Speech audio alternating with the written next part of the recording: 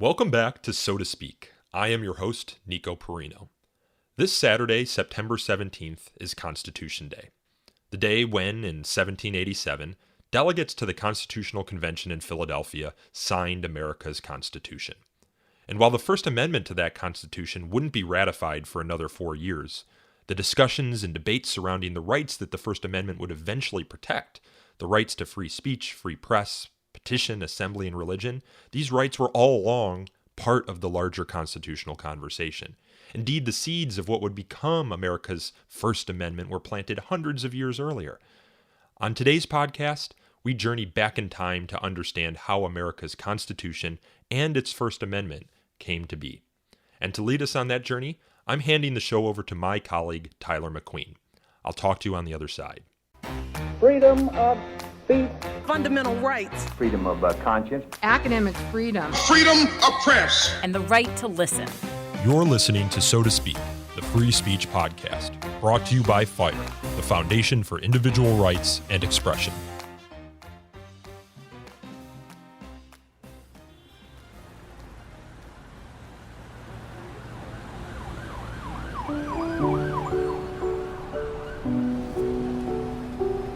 Across the street from FIRE's headquarters in Philadelphia stands Independence Hall, the birthplace of American democracy. Around the world, the red brick facade defines the city, the country, and the principles of self-government. Even today, when dwarfed by modern-day skyscrapers, this historic site looms large over the old city. During the American Revolution, it became the center of American political power. Representatives from all 13 colonies and later states convened here, debated here, and governed here. It is rather fitting that FIRE's offices overlook this symbol of democracy, because both the American founding and the larger American story would not have been possible without free speech and free expression. An important part of the American story is the right to choose the form of government under which you live. And that is tied up with the assertion of the right to free speech and press. This is Gordon Lloyd, Doxon Emeritus Professor of Public Policy at Pepperdine University and a Senior Fellow at the Ashbrook Center. Gordon has spent the last 40 years studying the founding era, resulting in over 150 publications and a new website that just launched called AmericanFounding.org. Gordon, my friend, thank you so much for joining us and welcome to So to Speak. This is good. Well done. And I'm looking forward to our conversation.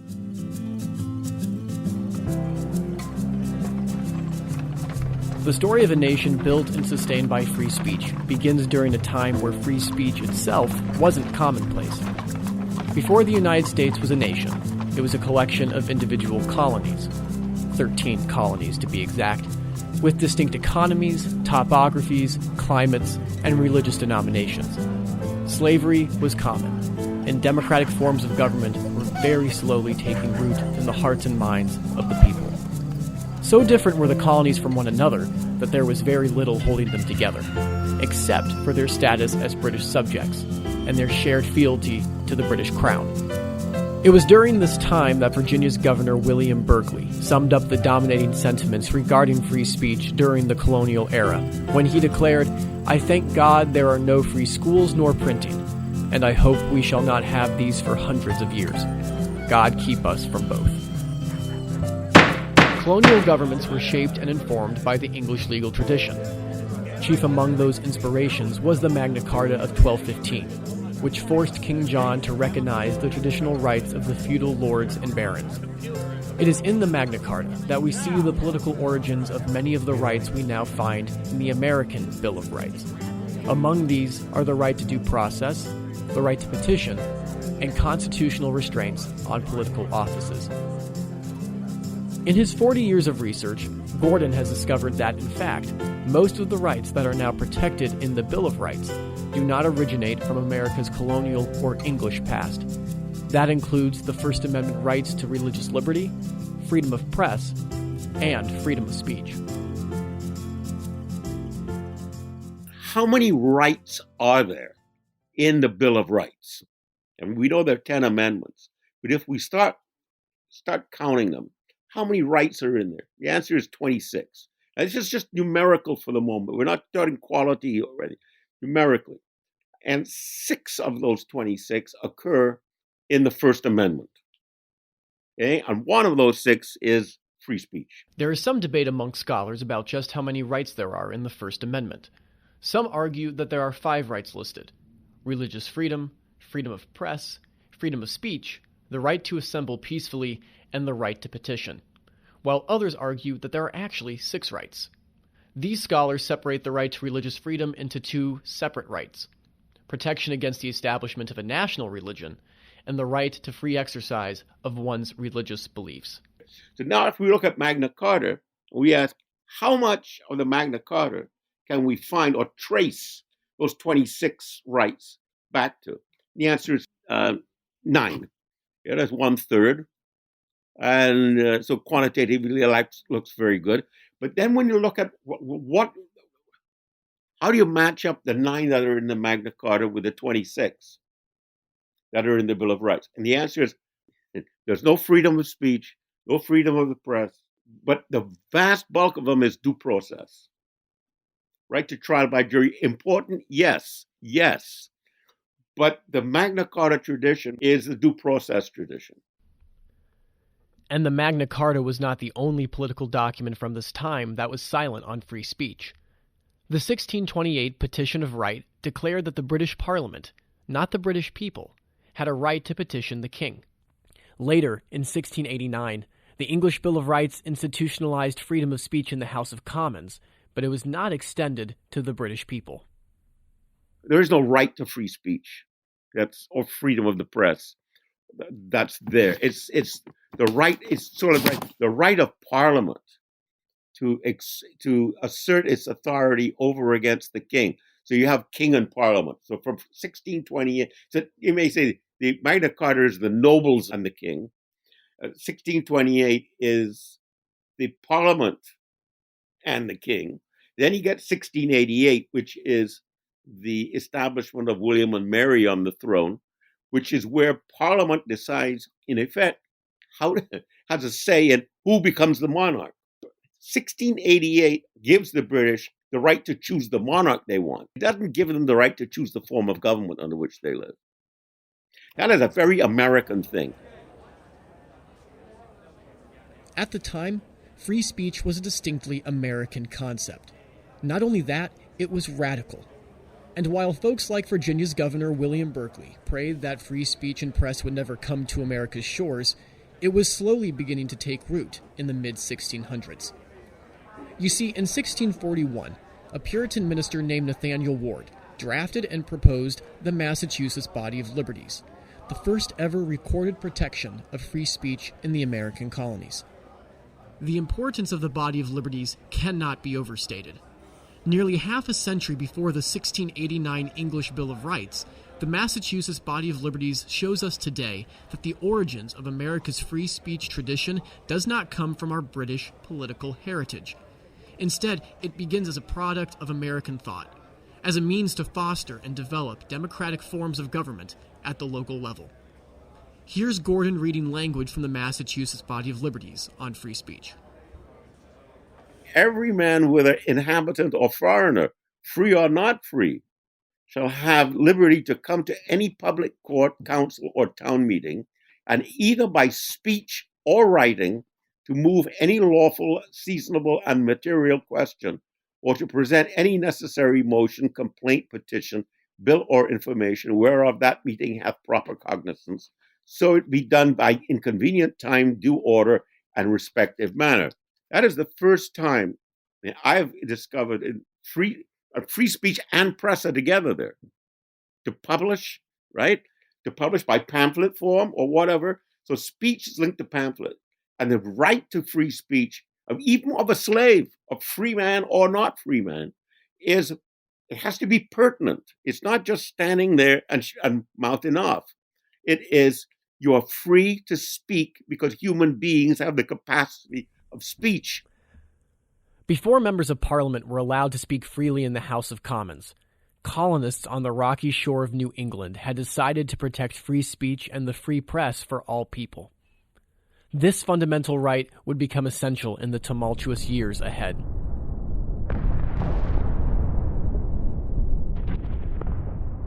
British forces and their indigenous allies emerged victorious over the French and several other native tribes in the French and Indian War. The British victory gave the empire vast new tracts of land beyond the Appalachian Mountains, stretching far into the Ohio Valley. But that new land came at a steep cost. England's national debt was now more than £122 million, over $31 billion in today's money, an enormous amount for its time. Interest alone on the debt was over £4 million a year.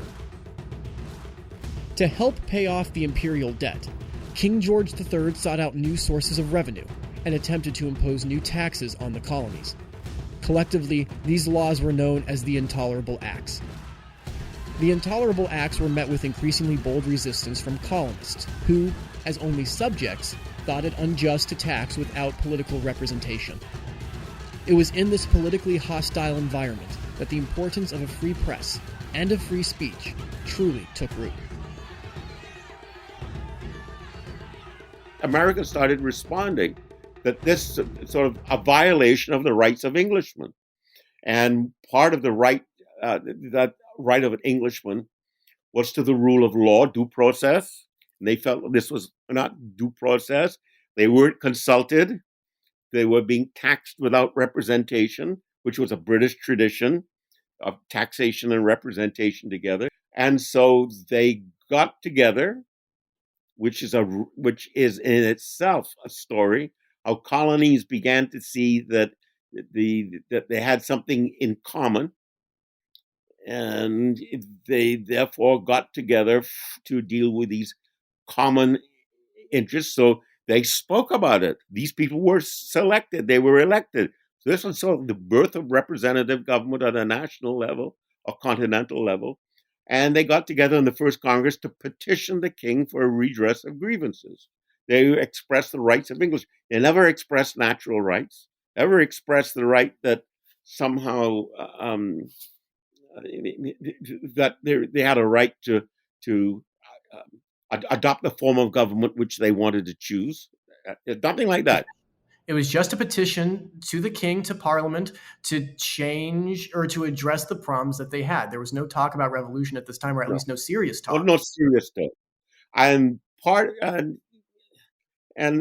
the understanding of the discussion was, if this doesn't work, what do we do? And the answer is, we shall meet again. Now, today we have instant response to things. You know the elections practically before they've taken place. In those days, it would take a ship 6 weeks or so to get across the Atlantic. And so you got this, wow, I wonder, what is he thinking? What is going to happen? What do we do in the meantime? And so the Second Continental Congress meets, and this is the time when the king's response is, I'll ignore you. So now what do? Well, there are some who say, write another petition. Oh, no, by the way, word is coming that a ship or ambassadors are coming to discuss reconciliation. Well, what kind of reconciliation do they want? Well, they want reconciliation by bending your knee. We're not going to bend our knee. So there's this discussion about who are we then, right? We don't want to be subjects. We have done petition. What do? Well, let's try peace talks.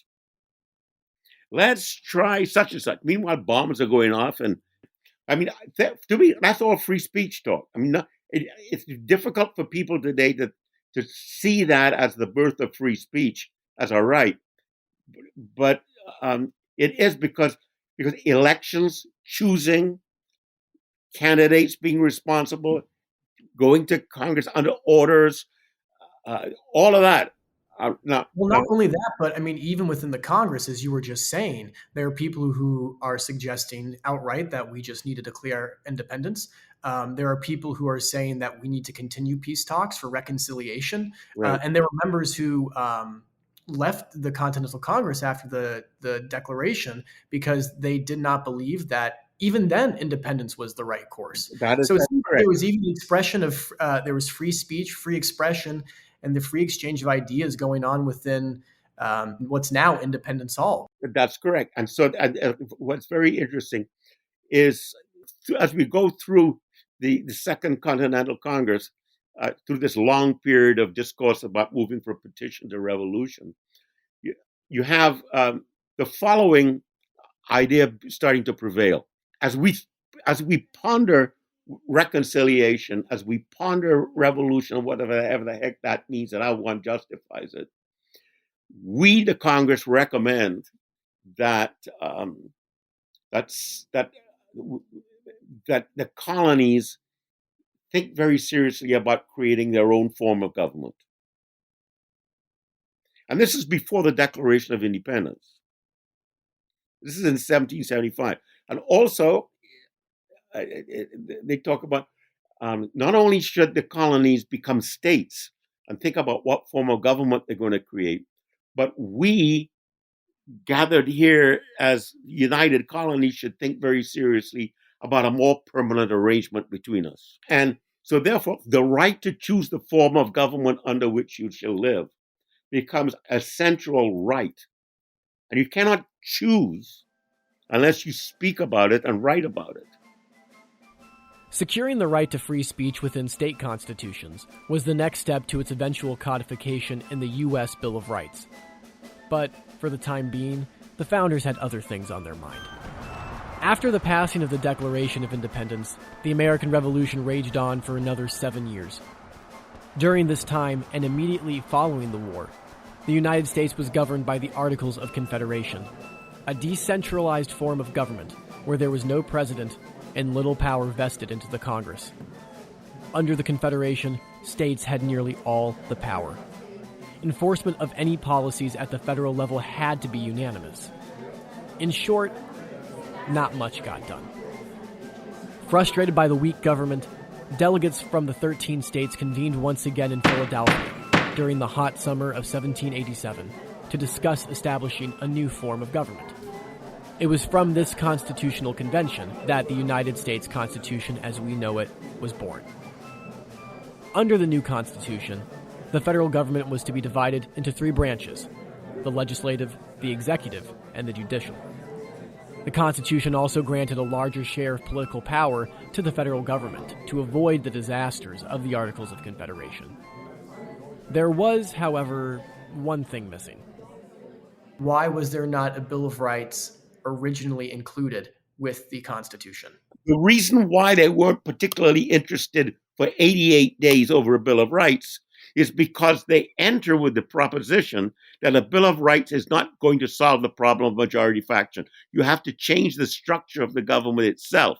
So the challenge is, can we be democratic and protect rights at the same time?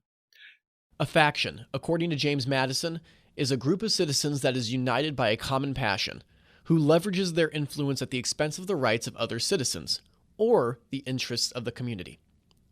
During the years between the Revolution and the Constitutional Convention, majority factions became a growing threat across the country. At the state level, these majority factions would override old legislation and institute new laws at the expense of minority groups and opposing political parties.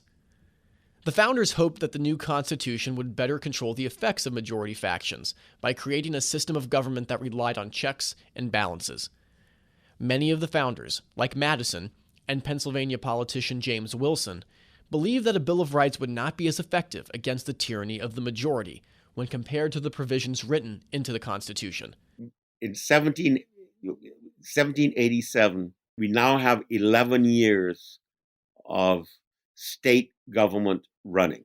And the state governments seem to presuppose that the real danger to liberty comes from those who are in power.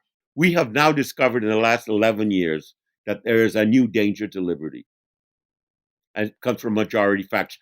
And what good is a Bill of Rights, a parchment piece of paper, you're going to wave in front of a majority? If you wave this in front of a minority in power, you can always say, look how many there are of us, a majority. But if you have a majority in power and you have a Bill of Rights, you're going to say, look how many there are of us. Our experience indicates that democratic governments are not automatically decent. So how can we be democratic and decent?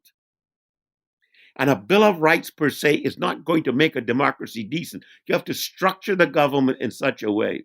So James Wilson leads the defense of the Constitution by actually responding to the early anti-federalist critique. There's an absence of a Bill of Rights. And James Wilson says we don't need a Bill of Rights.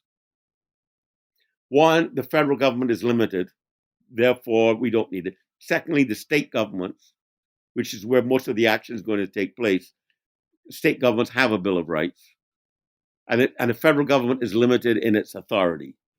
So therefore, we don't need a Bill of Rights. Besides, the Bill of Rights is a tradition. It's a British tradition. We're Americans now. The Constitution is a Bill of Rights.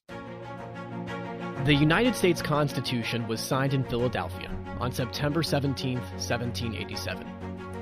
There was no shortage of free expression within those halls, no widespread punishment of even the most ludicrous of ideas.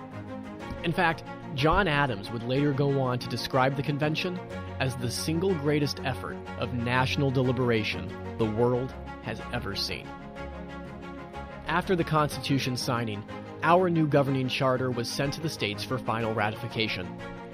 What resulted was a fierce public debate over the merits and downfalls of the new Constitution. Public forums were held from Boston to Savannah. Editorials and anonymous essays were printed and distributed. Men and women, black and white citizens, debated fiercely indoors and in the public arena, proving that free speech and free expression were essential to the development and growth of the young republic. As Gordon himself told me, what the ratification period did was to unleash the greatest pamphlet war the world had ever seen. There were two dominating factions in the great debate over ratification. The Federalists, who supported the Constitution, consisted of renowned figures such as Alexander Hamilton, James Madison, and John Jay. In opposition to the Constitution were the anti-federalists, whose ranks included Roger Sherman, Richard Henry Lee, and Patrick Henry.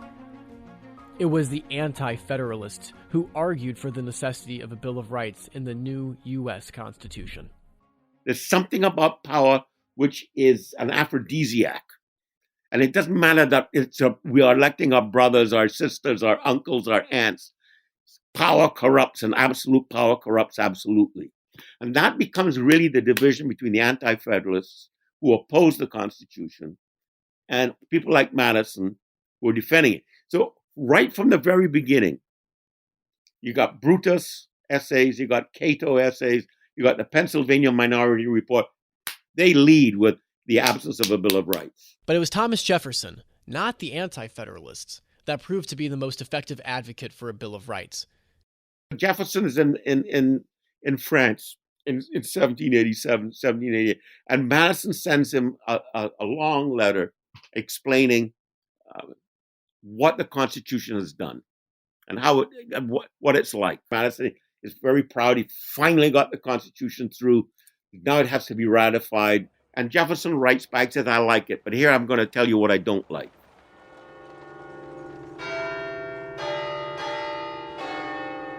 Paris, December 20th, 1787. I will now tell you what I do not like. First, the omission of a Bill of Rights, providing clearly and without the aid of sophism for freedom of religion, freedom of the press, protection against the standing armies, restriction of monopolies, the eternal and unremitting force of the habeas corpus laws, and by trials by jury, in all manners of fact, triable by the laws of the land, and not by the laws of the nation. Included in what we could call Jefferson's essential Bill of Rights of December the 20th, 1787, speech is not mentioned. So does that mean the framers weren't interested in speech? I mean, there are many ways to look at this, but if we were to say the coin and the rim of the coin is conscience, one side is freedom of speech, the other one is freedom of press. And it usually falls freedom of press. That doesn't mean to say that freedom of speech, and you just don't see it. but it's there. I mean, it's part of the coin. And then when you flip it the next time, you never know. I mean, coin may just stay there and you get both of them. But I think that part is very, very important. So that's what, but notice, Jefferson lists 6. About half of them are due process, Magna Carta, British tradition. The first 3, which he mentions, are very American. Freedom of religion, which Madison would prefer to say freedom of conscience. That Jefferson says freedom of religion. All right? Freedom of religion, freedom of the press, and protection against standing armies. Those are 3 American things. And I could say, and so one could say, if you're ornery, he doesn't say speech, therefore he's not interested in it. No, but speech is there. He's writing to Madison. He's speaking confidentially to Madison. He said, let me tell you. I mean, what does telling mean? I mean, it's also linked to speech when I tell you something. By the summer of 1788, 9 states had ratified the new U.S. Constitution. Upon hearing this, Jefferson wrote Madison once again, urging him and his fellow Federalists to consider his proposal. Paris, July 31st, 1788. I sincerely rejoice at the acceptance of our new Constitution by 9 states. It is a good canvas on which some strokes only want retouching. What these are, I think, are sufficiently manifested by the general voice from north to south, which calls for a Bill of Rights. The few cases wherein these things may do evil cannot be weighed against the multitude wherein the want of them will do evil. Madison's response. New York, October 17th, 1788. My own opinion has always been in favor of a Bill of Rights, provided it be so framed as not to imply powers not meant to be included in the enumeration. At the same time, I have never thought the omission a material defect, nor been anxious to supply it even by subsequent amendment, for any other reason than that it is anxiously desired by others. I have favored it because I supposed it might be of use, and if properly executed, could not be of disservice. I have not viewed in it an important light, because experience proves the inefficiency of a Bill of Rights on those occasions when its control is most needed. Repeated violations of these parchment barriers have been committed by overbearing majorities in every state. And back to Jefferson. Paris, March 15th, 1789. Your thoughts on the subject of the Declaration of Rights in the letter of October the 17th I have weighed with great satisfaction. I'm happy to find that, on the whole, you are a friend to this amendment. The Declaration of Rights is, like all other human blessings, alloyed with some inconveniences, and not accomplishing fully its object. But the good of this instance vastly outweighs the evil. Jefferson's letters persuaded Madison. Upon the election of the first Congress of the United States in 1788, Madison, now a representative from the Commonwealth of Virginia, rose to the floor and introduced his proposed version of the Bill of Rights. The amendments which have occurred to me proper to be recommended by Congress to the state legislatures are these. The people shall not be deprived or abridged of their right to speak, to write, or to publish their sentiments, and the freedom of the press, as one of the great bulwarks of liberty, shall be inviolable. Madison has to try to persuade the first Congress, in which there are very few anti-federalists, that a Bill of Rights is necessary. And they're mumbling, "Oh, we have to get on with doing the bank. We have to create the judiciary." And Madison says the founding is not complete without an expression, without speaking about and writing about a Bill of Rights. And fascinating, what Madison does is he takes the Constitution. All right, so he says, let's open it up. Let's open up the Constitution. And so he starts, and he starts putting down what we might say 39 alterations. So he starts working his way through the Constitution, and he gets to Article 1, Section 9, which is Article 1, Section 8 gives the powers of Congress. Article 1, Section 9 gives the limitations on Congress. So he said, let's open up Article 1, Section 9. And this is where he says, let's add Congress. He said, this is why it starts. Congress shall not abridge freedom of conscience, etc. So that's where he wants to put it. Then he goes on, and this is his proposal. And it gets looked at in the Congress. And Roger Sherman says, we shouldn't do this. This is not right. The work of the founders should remain pure. And Madison said, but I am the founder. So some court reporter, some assembly reporter takes Madison's proposals, which he has deliberately inserted into the Constitution at relevant points, including conscience, right?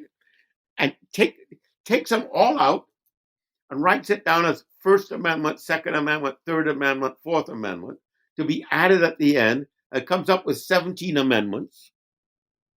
Goes to the Senate. They do their job and send it back to the House. Now it becomes 12 amendments. And the First Amendment and the Second Amendment are actually, in the end, rejected by the state conventions. And so what leaves the House and Senate as the Third Amendment becomes actually the First Amendment as a result of the right to speak, the right to press, the right to conversation, and the right to discourse. The 12 amendments approved by Congress were sent to the states for final ratification in September of 1789. It wasn't until over 2 years later, in December of 1791, that the journey which began 150 years earlier with the Massachusetts Body of Liberties ended with the adoption of these words: Congress shall make no law respecting an establishment of religion, or prohibiting the free exercise thereof, or abridging the freedom of speech or of the press, or the right of the people peaceably to assemble, and to petition the government for a redress of grievances. How do you think the founding shows us, as Americans today, looking back, that free speech makes free people? I think you can see that in the movement from petition to independence, to declaration, to creating state governments, to reflecting on whether state governments have done well enough over 11 years, reflecting on whether the Articles of Confederation have done well enough by having remonstrances, by having discussions, by having meetings. We don't have to wait for the king to let it. We can become citizens. We're no longer subjects. Subjects petition. Citizens debate, discuss, elect. But a free people are people who don't curtsy and bow. A free people write into the Constitution, there shall be no titles of nobility. Free people have frequent elections. Come rain, come storm, come wind, come war. There's no provision in the Constitution for the abandonment of elections every 2 years in Congress. That's what a free people can expect from the Constitution. And that Constitution is created by and sustained by freedom of speech, as I would say, embodied within a teaching of what it means to have Republican government. I can't get the picture that Gordon painted out of my mind, that the founders understood free speech as a two-sided coin. On one side, you have the freedom of press, to write and publish your thoughts. On the other side, you have the freedom of speech, to give voice to your thoughts, to bring your questions of what is right and what is wrong into the larger civic conversation. And the thing that connects those two together is conscience, the right to think freely. Without conscience, we would have nothing to write or speak about.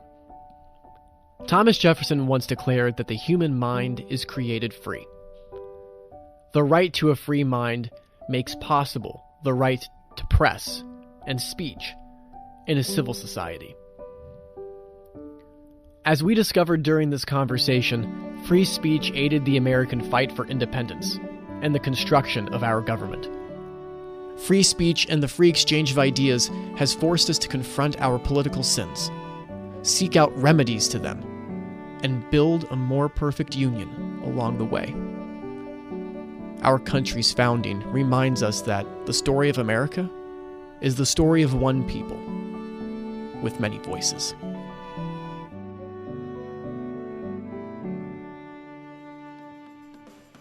That was Tyler McQueen and Professor Gordon Lloyd. Lloyd's new educational project, in conjunction with the Ashbrook Center, is called The American Founding, and you can learn more about that project by visiting americanfounding.org. This podcast was hosted, produced, recorded, and edited by McQueen, with assistance from myself and Aaron Reese. To learn more about So to Speak, you can subscribe to our YouTube channel. You can also follow us on Twitter or Instagram by searching for the handle Free Speech Talk. You can like us on Facebook at facebook.com/SoToSpeakPodcast. And we also take email feedback at sotospeak@thefire.org. If you enjoyed this episode, please consider leaving us a review on Apple Podcasts, Google Play, or wherever else you get your podcasts. Your reviews help us attract new listeners to the show. And until next time, I thank you all again for listening.